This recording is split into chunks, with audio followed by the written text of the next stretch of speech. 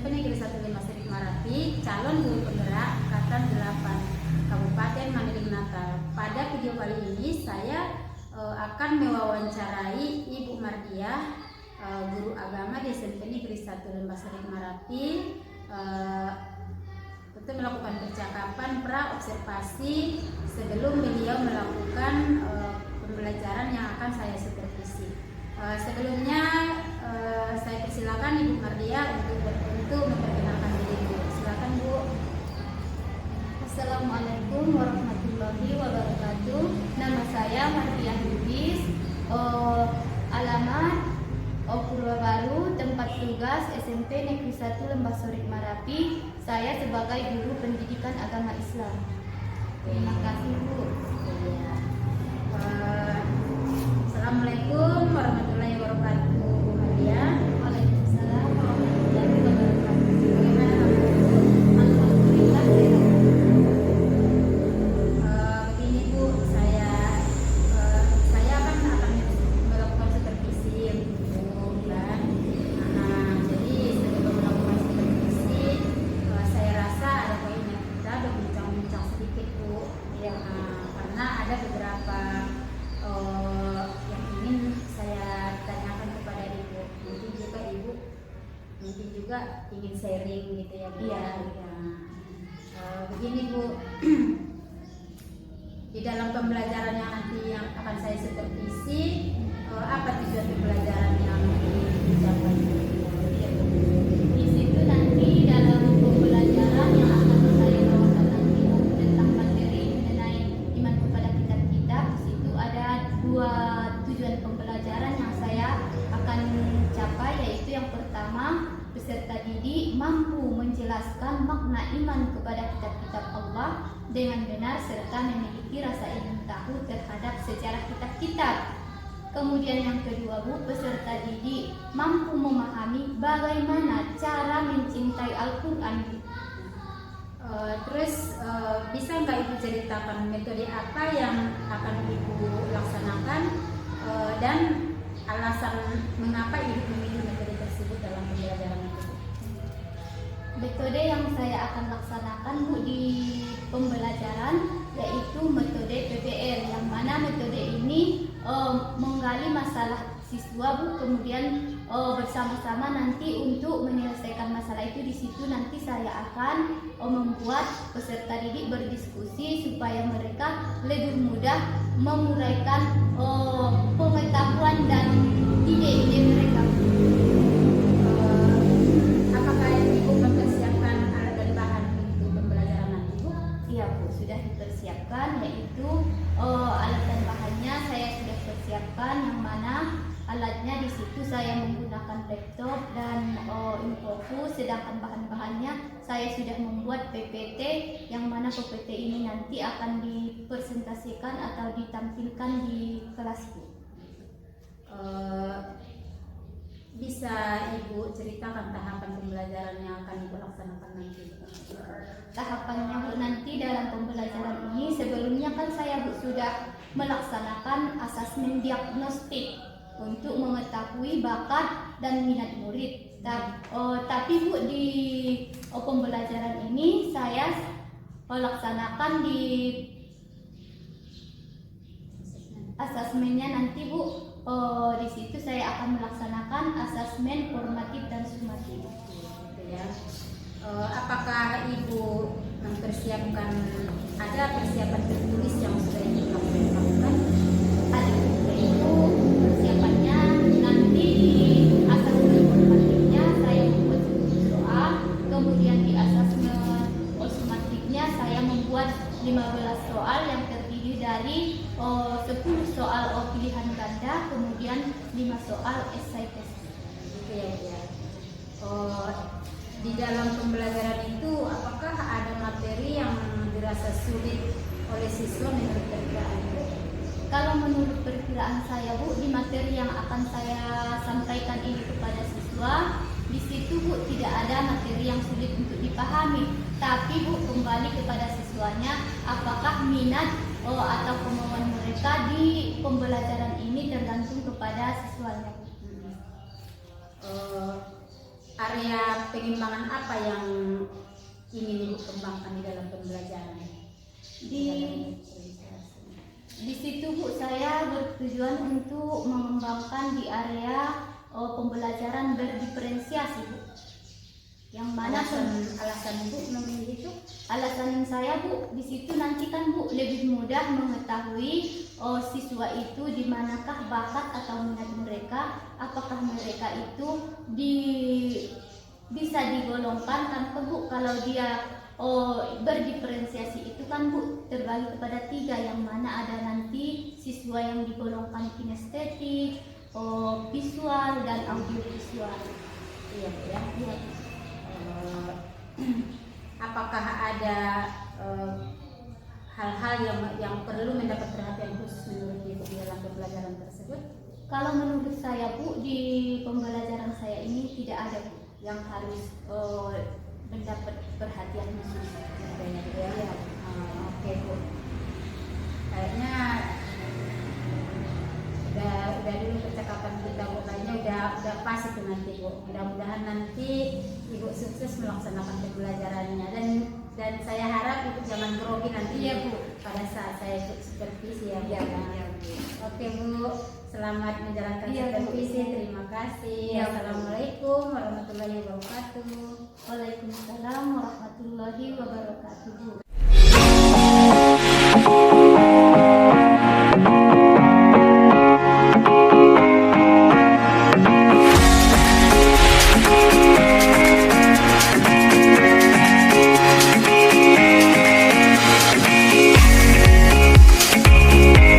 Assalamualaikum warahmatullahi wabarakatuh.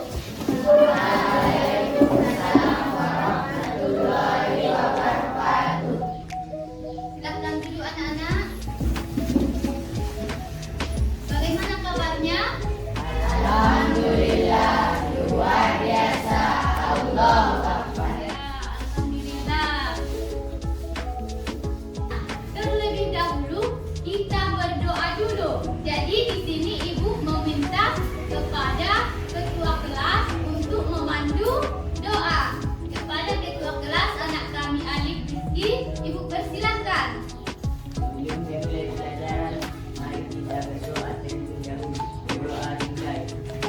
A'udzubillahiminasyaitonirrajim. Bismillahirrahmanirrahim. Raditu billahi rabba wa bil islami dina wa bi Muhammadin sallallahu alaihi wasallam nabiyyan wa rasulah. Jadi sebelum kita memulai pembelajaran kita, terlebih dahulu Ibu akan mengabsen dulu ya. Siapa yang nggak hadir? Ketua kelas? Alhamdulillah, berarti kita hari ini nih ya nak. Jadi sebelum kita mulai pembelajaran kita, Ibu akan menanya dulu, apakah anak-anak sekalian masih ingat pembelajaran kita minggu yang lewat? Ya. Jadi di sini Ibu akan bertanya, siapakah yang masih ingat materi kita tentang apa minggu yang lewat? Coba, silahkan nak. Materinya Bu tentang Al-Quran dan Sunnah sebagai pedoman hidup. Al-Quran sebagai pedoman hidup memberikan petunjuk lengkap terhadap aturan-aturan hidup manusia yang dapat menciptakan kehidupan yang nyaman. Baik, kita berikan aplaus kepada anak kita, jawabannya pas. Oke, sekarang kita masuk ke pembelajaran kita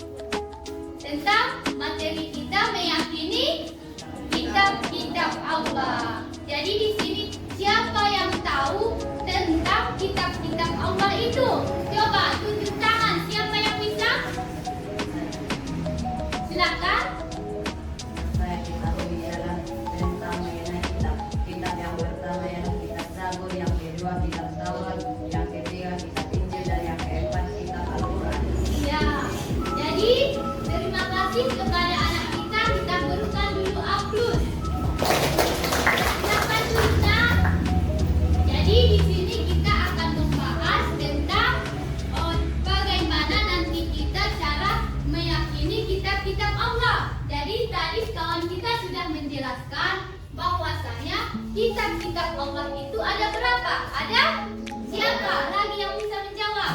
Tunjuk tangan. Silakan. Coba sebutkan. Ya, terima kasih. Silakan duduk, Nak. Jadi di sini kita sudah tahu kitab-kitab itu ada 4. Yang pertama, kitab Zabur. Yang kedua, Taurat. Yang ketiga, yang keempat, Al-Quran itu adalah kitab umat siapa? Umat Islam. Umat Islam. Jadi di sini sebelum kita membahas kitab yang 4, terlebih dahulu kita mengetahui dulu apa itu pengertian iman kepada kitab-kitab Allah ya. Jadi di sini Ibu akan menayangkan di layar kita yaitu pengertian tentang iman kepada kitab-kitab Allah. Di sini iman kepada kitab Allah itu ialah berarti percaya dan yakin dengan sepenuh hati bahwa Allah telah menurunkan kitab-kitabnya kepada siapa? Rasulnya. Ajaran yang terdapat di dalam kitab tersebut disampaikan kepada siapa? Umat manusia sebagai pedoman hidup agar dapat meraih kebahagiaan di dunia dan akhirat. Kalau kita tidak mendalami kitab itu, maka kita tidak akan bahagia di dunia akhirat. Contohnya nak kan, kita sebagai umat Islam, kalau kita tidak mengikuti ajaran-ajaran yang ada di dalam Al-Quran, contohnya dalam kehidupan kita sehari-hari, kita berpedoman kepada Al-Quran. Yang mana di dalam Al-Quran itu setiap perkara ataupun masalah yang terdapat di kehidupan kita itu sudah ada dijelaskan di dalam Al-Quran. Tetapi kita sebagai umat Islam harus juga mengetahui kitab yang diturunkan Allah sebelum kitab Al-Quran, yaitu tadi kita sudah tahu yaitu ada 3 kitab kan? Jadi di sini Ibu akan menunjukkan kepada anak-anak sekalian yang mana nama-nama kitab itu ada 4. Yang pertama kitab Taurat. Di sini anak-anak sekalian silakan lihat ke papan kita. Di sini sudah tertera tentang kitab Taurat. Jadi baca dulu apa itu kitab Taurat itu. Kitab Taurat, coba baca Yusneli. Kitab yang diturunkan oleh Allah Subhanahu wa taala kepada Nabi Musa alaihissalam. Kitab Taurat diturunkan sebagai pedoman bagi Selanjutnya kita ke kitab yang kedua itu ialah kitab Zabur. Yang mana kitab Zabur adalah kitab yang diturunkan oleh Allah Subhanahu wa taala kepada Nabi Daud alaihissalam. Nabi Daud alaihissalam merupakan salah satu nabi dari Bani Israel. Kemudian di sini yang ketiga kitab Injil. Yang mana kitab Injil ini adalah kitab yang diturunkan kepada Nabi siapa? Nabi Isa. Kemudian kitab Al-Quran. Al-Quran diturunkan kepada Nabi Muhammad. Kitab siapa itu kitab Al-Quran? Kitab umat Islam. Jadi di sini kita akan membahas tentang kitab-kitab Allah, yang mana kitab-kitab Allah ini ada 4. Kan udah tahu anak-anak? Jadi di sini kita akan berdiskusi tentang bagaimana kitab ini, apa hikmahnya bagi kita kan? Jadi di sini Ibu akan menyuruh anak-anak sekalian untuk melaksanakan diskusi, yang mana nanti Ibu akan instruksikan. Kalau nanti kita membuat diskusinya, ada di situ nanti kita buat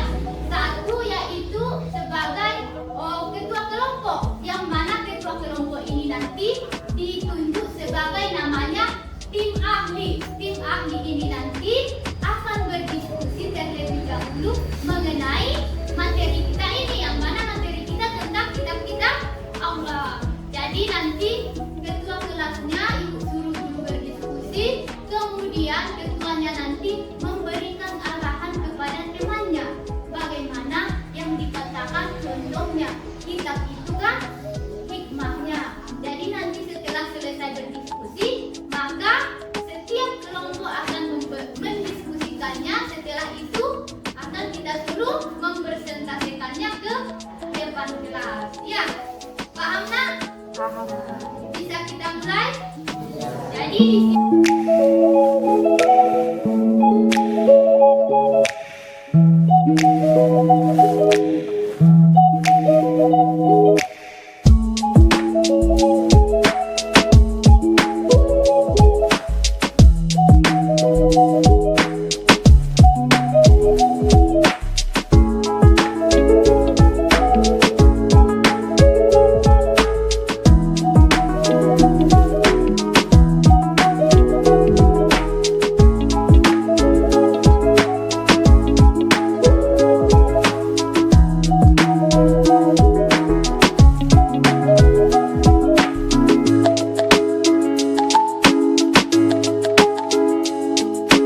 karena sudah membentuk kelompok, maka anak-anak ibu persilakan untuk mendiskusikan materi kita tadi. Silakan.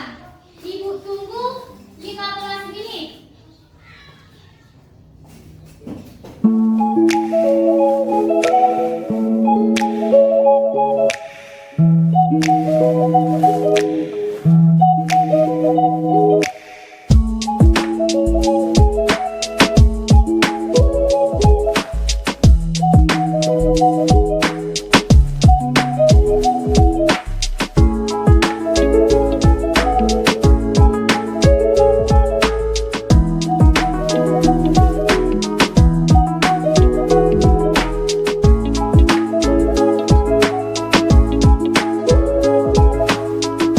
Jadi di sini kita sudah selesai berdiskusi. Berarti hasil diskusinya sudah bisa kita presentasikan ke depan. Ya.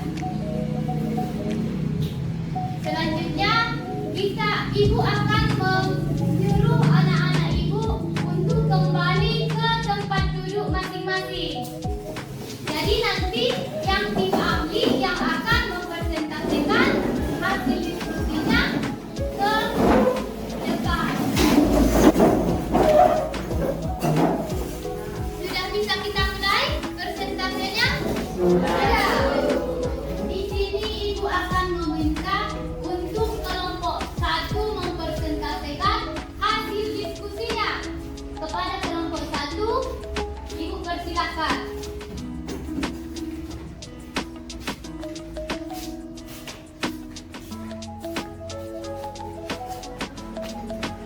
Kami dari kelompok 1 akan membacakan hasil diskusi kami. 1. Daftar kitab-kitab Allah dan Rasul penerima. Terdapat setidaknya 4 kitab yang diturunkan Allah kepada para nabi dan rasulnya. 5 kitab itu adalah sebagai berikut. 1. Kitab Zabur diturunkan kepada Nabi Daud as-salam. 2. Kitab Taurat diturunkan kepada Nabi Musa alaihi salam. 3. Kitab Injil diturunkan kepada Nabi Isa alaihi salam. 4. Kitab Al-Quran diturunkan kepada Nabi Muhammad sallallahu alaihi wasallam. Selain menurunkan kitab Allah subhanahu wa ta'ala juga menurunkan suhuf, yaitu lembaran-lembaran terpisah tanpa jilid atau dan suhuf ini mengandung firman-firman Allah subhanahu wa ta'ala sebagai petunjuk bagi umat manusia. Terima kasih. Inilah hasil diskusi kami dari kelompok 1. Ya, kepada kelompok 1 kita berikan aplaus. Sudah selanjutnya di sini kita akan menyimpulkan pembelajaran kita pada hari ini. Yang mana pembelajaran kita tadi yaitu apa? Meyakini kitab-kitab Allah. Jadi di sini dapat kita simpulkan bahwasanya kitab-kitab Allah itu ada 4. Yang pertama kitab Zabur, yang kedua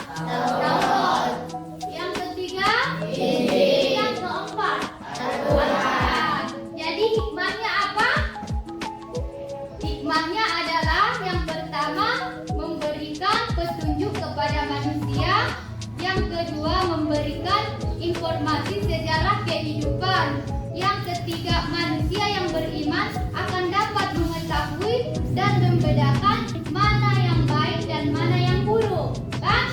Jadi di sini kita sudah bisa memahami kitab-kitab Allah dan juga kita nanti akan mengaplikasikannya di kehidupan kita sehari-hari. Contohnya Al-Quran ini adalah sebagai pedoman hidup bagi umat Islam.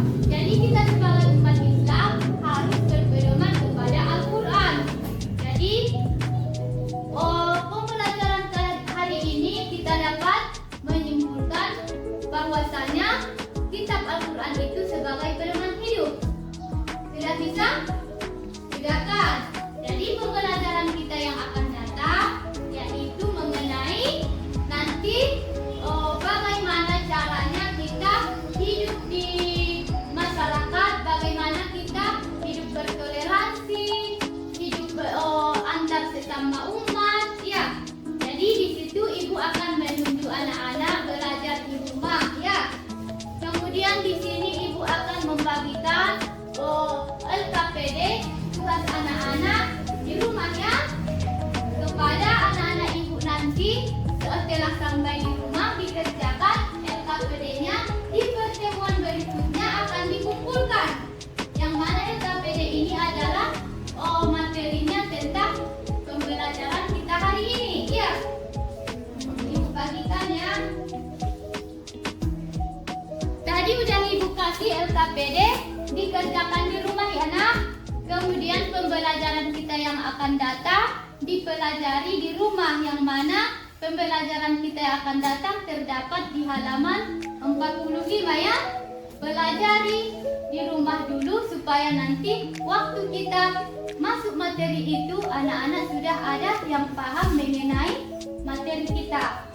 Ya, sekarang pembelajaran kita sampai di sini dulu.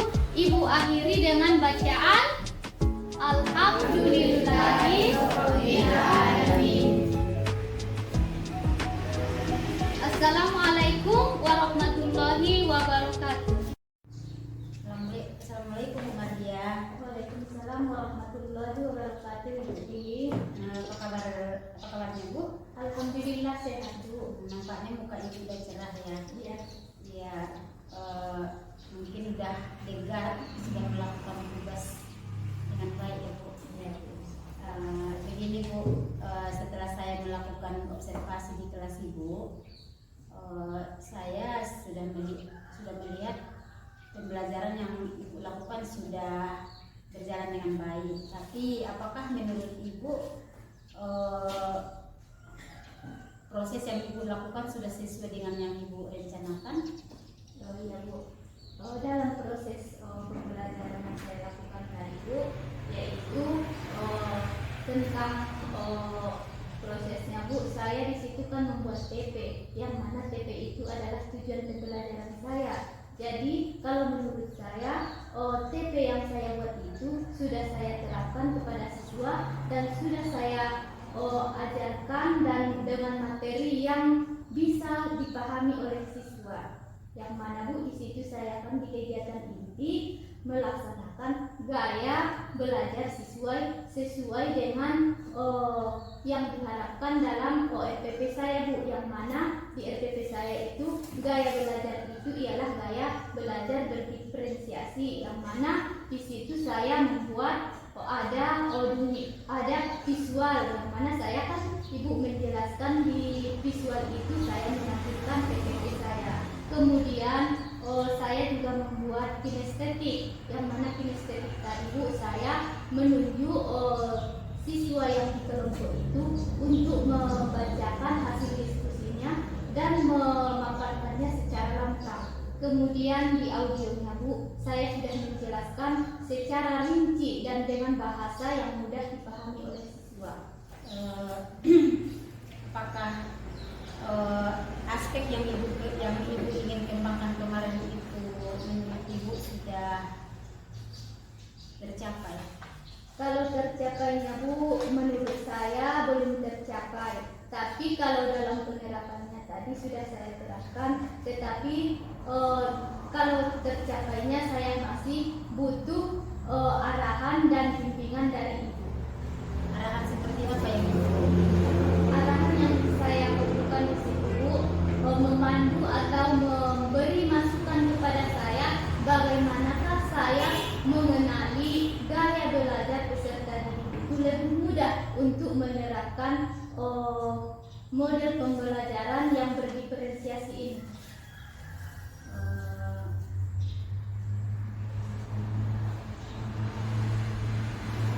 Baiklah Bu. Mungkin untuk kedepannya memang Ibu masih harus lebih banyak belajar tentang pembelajaran diferensiasi ya Bu. Ya. Ya, mudah-mudahan nanti untuk kedepannya Bu, apa rencana tindak lanjut yang akan Ibu lakukan? Rencana tindak lanjut yang akan saya laksanakan Bu, di situ saya lebih dekat atau lebih mengetahui bagaimanakah gaya belajar yang tepat untuk peserta didik ini supaya lebih mudah menyampaikan materi pembelajaran. Dengan cara apa Ibu mau menggali melihat gaya belajar anak didik ini? Seperti dalam pembelajaran ini Bu, yaitu dengan kinestetik tadi. Apakah Ibu apakah Ibu tidak melakukan asesmen gitu Bu? Melakukan asesmen Bu, yaitu asesmen dan diagnostik non kognitif Bu. Ya semoga nanti ya saya yakin dengan kemauan Ibu untuk belajar, Ibu nanti pasti akan dapat kemampuan Ibu akan menjauh di pendidikan nanti Bu. Ya mudah-mudahan kedepannya makin sukses Bu. Iya Bu. Terima kasih Bu. Ya, terima kasih sudah melakukan percakapan ini ya Bu. Ya, dari kita harapan kita sudah selesai Bu. Ya, terima kasih Bu. Iya Bu, untuk kesempurnaan hasil percakapan kita ini ya berhubung di sini ada Ibu pengajar praktik, ya ada baiknya kita dengarkan umpan balik dari Ibu itu. Mungkin Ibu itu kan banyak ide-ide gitu Bu ya. Iya Bu. Dengarkan aja. Iya Bu. Ya, Baik Ibu Mardia, terima kasih ya Bu sudah membantu Ibu ini pada proses pendampingan individu kelima. Di mana pendampingan individu kelima ini salah satu fokus pendampingannya adalah mengobservasi Ibu Lili untuk melakukan pasca observasi yang sudah Ibu laksanakan kemarin ya proses pembelajarannya. Nah, untuk tujuan pembelajarannya tadi Ibu mengharapkan bahwasanya penerapan pembelajaran berdiferensiasi itu dilihat dari gaya belajar anak-anak. Nah, tentunya Bu, pembelajaran berdiferensiasi itu bisa kita lakukan dengan pertama kita melihat dulu bakat minat anak itu seperti apa. Kemudian kesiapan belajar murid kita lihat. Kemudian gaya belajarnya. Tentunya supaya kita mengenali ini bakat dan kesiapan belajar dan gaya belajar murid kita, tentunya kita harus asesmen dulu. Nah, itulah yang tadi Ibu katakan asesmen diagnostik. Nah, di asesmen diagnostik itu baik kognitif maupun non kognitif bisa saja kita lakukan dengan kita menyiapkan serangkaian instrumen untuk mengetahui itu. Atau boleh juga karena Ibu mungkin sudah beberapa kali belajar melakukan proses pembelajaran dengan peserta didik, Ibu kan barangkali sudah lebih mengenal tentang bagaimana gaya belajar anak, apa minatnya untuk kesehariannya. Nah, jadinya proses itu Bu, semuanya kita lakukan dengan membuat penilaian formatif. Sebagaimana kita ketahui, penilaian formatif itu bukan tujuannya untuk mengambil nilai apakah anak sudah tuntas atau tidak, tetapi bagaimana kita melakukan perbaikan pembelajaran yang sesuai dengan kebutuhan atau sesuai dengan minat gaya belajar murid, sehingga memudahkan untuk pencapaian tujuan pembelajarannya. Nah, untuk supaya lebih profesional dikatakan sampai ke situ, tentunya kita harus banyak latihan ya Ibu. Nah, Ibu sudah membantu Ibu untuk memberikan gambaran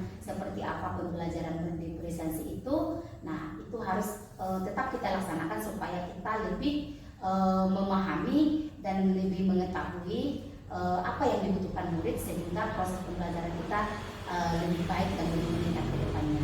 Mungkin hanya itu Bu, saya kembalikan ke Bu Lili untuk menutup sesi kita pada hari ini. Tadi sudah kita dengarkan umpan balik dari Ibu pengajar praktik ya Bu. Ya, mudah-mudahan nanti Ibu dapat belajar dan menerapkannya dengan lebih